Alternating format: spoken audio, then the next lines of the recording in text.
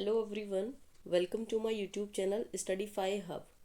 इस चैनल पर हम DSSB PGT पॉलिटिकल साइंस की तैयारी कर रहे हैं।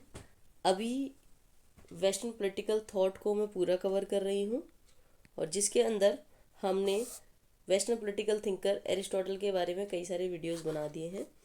इस वीडियो में हम बेसिकली बात करेंगे एरिस्टोटल की theory of revolution. My name is Nikita Mittal. I am currently working as TGT Social Science in Delhi Government School as a regular teacher. Before starting this video, I would like to request to you all to subscribe my channel and press the bell icon to receive notification at my latest videos. So let's start the video. Aristotle's theory of revolution. Aristotle is conservative and does not like change and believe in stability. Aristotle बहुत ही conservative थे। वो change ज़्यादा पसंद नहीं करते थे, वो stability में भरोसा करते थे, विश्वास करते थे। He takes even a small change as a revolution. वो बहुत ही छोटे चेंज को भी क्या मानते थे? Revolution. For Aristotle even the change in the number of persons and the purpose of governance is revolution. उनके अकॉर्डिंग कि अगर गवर्नमेंट का जो फंक्शन है और उसमें कुछ नंबर ऑफ पर्सन में चेंज आया है, जो अथॉरिटी है, जैसे एरिस्टोक्रेसी है, तो उसमें पहले कुछ ही लोग राज कर रहे होंगे, फिर उसमें 2-3 लीडर और आ गए होंगे, ऐड हो गए होंगे, तो वो भी क्या है? वो भी एक तरीके का चेंज है, वो भी एक तरीके का रेवोल्यूशन है। अनलाइक कार्ल मार्क्स जो है, रेवोल्यूशन उनका मतलब होता था total change and violent change. जैसे उन्होंने बोला था स्टेटलेस एंड क्लासलेस सोसाइटी की बात करते हैं कार्ल मार्क्स की। पूरी तरीके से जो है कम्युनिज्म स्टैब्लिश हो जाना चाहिए और स्टेटलेस और क्लासलेस सोसाइटी का जो है निर्माण होना चाहिए। वो कौन करेगा? प्रोलेटेरिएट क्लास करेगा। तो ऐसा कार्ल मार्क्स का मानना था। लेकिन एरिस्टोटल के लिए चेंज बहुत छोटी ही चीज़ों में चेंज या गवर्नेंस की पॉलिसीज़ में चेंज या छोटा मोटा रेवोल्यूशन ही अगर लोग करते हैं, छोटा मोटा मूवमेंट ही लोग करते हैं, किसी भी डिमांड, कोई भी अपनी डिमांड रखते हैं, तो वो भी क्या एक तरीके का रेवोल्यूशन। कॉजेज़ क्या होते हैं रेवोल्यूशन के पीछे? तो उन्होंने ये जो रेवोल्यूशन की थ्योरी है वो अपने 158 कॉन्स्टिट्यूशन को पढ़ने के बाद ये रेवोल्यूशन की थ्योरी दी है। He has given the general causes and the particular causes. उन्होंने कुछ जनरल कॉजेज दिए हैं और कुछ पर्टिकुलर कॉजेज के बारे में भी बताया। पर्टिकुलर कॉजेज क्या? Specific to the type of regime, कि कुछ टाइप ऑफ रिजिम में कुछ स्पेसिफिक अगर चेंज हुआ तो वो क्या है? रेवोल्यूशन। यानी मोनार्की में रेवोल्यूशन कब आएगा? मोनार्की में रेवोल्यूशन कब आएगा? जब फैमिली के अंदर जेलिसी होगी, और जेलिसी होगी तो क्या है? या तो राजा को किसी ना किसी तरीके से मार दिया जाएगा या किसी ना किसी तरीके से उससे राजपाट हत्या लिया जाएगा, तो वो क्या हो जाएगा? रेवोल्यूशन। नेक्स्ट है aristocracy. It is a rule of few. यानी कि रूल ऑफ फ्यू, इसका मतलब क्या है? It is a rule of rich. और जहाँ पर अमीर लोगों का राज होगा, क्योंकि पुअर जो है बहुत ज़्यादा जनसंख्या में होते हैं, तो पुअर क्या करेंगे? Will conspire against the rich. तो ये भी क्या हो जाएगा? रेवोल्यूशन। एरिस्टोक्रेसी में इस तरीके से रेवोल्यूशन होगा। डेमोक्रेसी में किस तरीके से रेवोल्यूशन होगा? जैसे कि एरिस्टोटल ने बताया कि डेमोक्रेसी क्या है? Rule of many poor means rule of many ignorant poor. Rule of many poor means rule of many ignorant poor. यहाँ पे किसका राज होता है अकॉर्डिंग टू एरिस्टोटल? पुअर लोगों का, जो कि अनएजुकेटेड है। अब इन्हीं में से कुछ लोग, कोई एक बंदा आ जाएगा जो कि अपनी आइडियोलॉजी, अपने भाषण के थ्रू लोगों को इन्फ्लुएंस करेगा, उनकी इमोशंस को, उनको पूरा इमोशनली ब्लैकमेल करेगा, या फिर इमोशनली वो उनको कंट्रोल कर लेगा, जिससे टायरनी स्टैब्लिश हो जाएगी। और ये क्या हो जाएगा? डेमोक्रेसी में एक पर्टिकुलर कॉज हो जाएगा for revolution. Okay, general cause behind the revolution. General cause इसमें क्या आ जाएगा? जैसे किसी रिजिम में क्या है? करप्शन, और वहाँ पर लोग क्या छेड़ देते हैं? मूवमेंट चला देते हैं। तो क्या हो जाएगा जनरल कॉज में? एक तो करप्शन हो जाएगा, जब लोगों से बहुत ज़्यादा पैसा लिया जाता है कोई भी काम कराने के लिए, वो होता है करप्शन। तो जब करप्शन होता है तो लोग क्या करते हैं? रेवोल्यूशन भी करते हैं। तो छोटे मूवमेंट को भी उन्होंने क्या बताया? Corruption. Arrogance of ruling class. जो रूलिंग क्लास है वो किसी की बात नहीं सुनती है और अपनी ही पॉलिसी थोपती जाती है, टैक्स आराम से बढ़ा रही है जितना मर्जी, तो क्या है? रूलिंग क्लास का एरोगेंस के बाद भी क्या होता है? रेवोल्यूशन या मूवमेंट।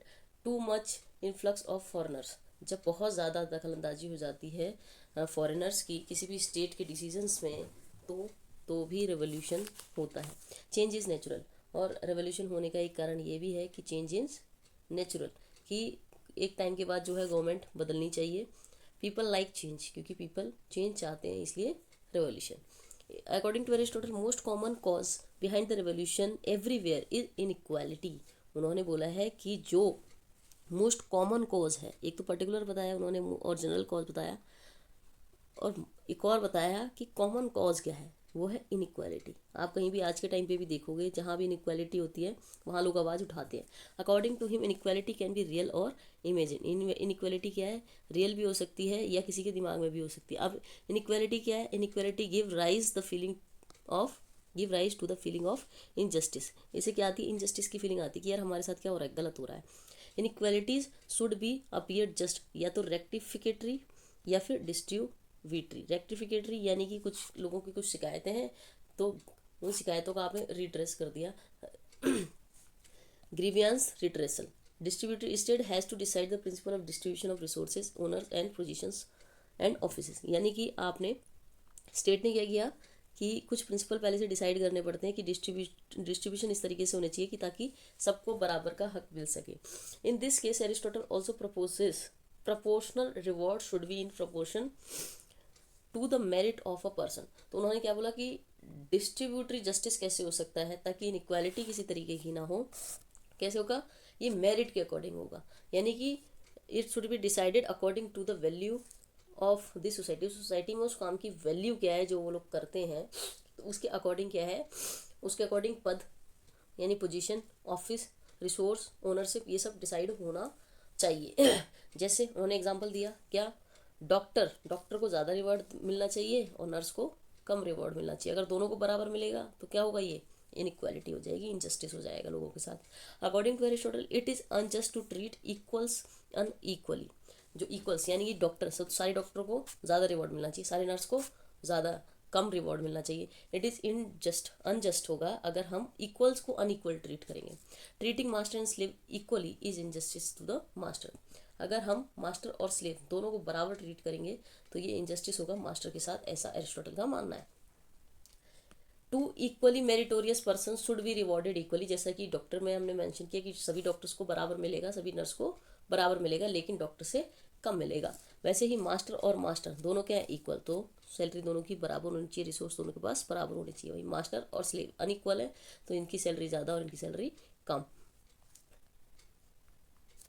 ठीक है। दस Aristotle does not support absolute equality but support proportional equality. उन्होंने बोला कि एब्सोल्यूट इक्वालिटी नहीं होनी चाहिए कि सबको बराबर रिसोर्स है, सबको बराबर सैलरी, तो ऐसा नहीं होना चाहिए। अगर किसी के पास ज़्यादा मेरिट है तो उसको ज़्यादा, किसी के पास कम मेरिट है तो उसको कम मिलना चाहिए। According to Aristotle polity is the best practicable form of government. तो एरिस्टोटल ने बोला है कि जो पॉलिटी है वो best practicable form of government है। फिलोसोफर किंग क्या है, यूटोपिया। हालांकि इसको वो बेस्ट फॉर्म ऑफ गवर्नमेंट भी उन्होंने बताया, जैसे कि हमने लास्ट वीडियो में देखा कि जो मोनार्की है वो बेस्ट फॉर्म ऑफ गवर्नमेंट है, लेकिन उनका मानना है कि ये तो यूटोपिया है, यानी कि इसको हम रियलिटी में इम्प्लीमेंट नहीं कर सकते, रियलिटी में ये प्रैक्टिकल है ही नहीं। And practical form will be tyranny, और इसकी प्रैक्टिकल फॉर्म होगी टायरिंग, जो कि according to Aristotle is the worst form of the government है। So thank you so much for watching this video. ऐसे ही और वीडियोस देखने के लिए मेरे चैनल पर बने रहिए। स्टडीफाई हब को सब्सक्राइब कीजिए और ज़्यादा से ज़्यादा लोगों के साथ शेयर कीजिए। वीडियो को लाइक करना ना भूलें। That is all for today. Thank you.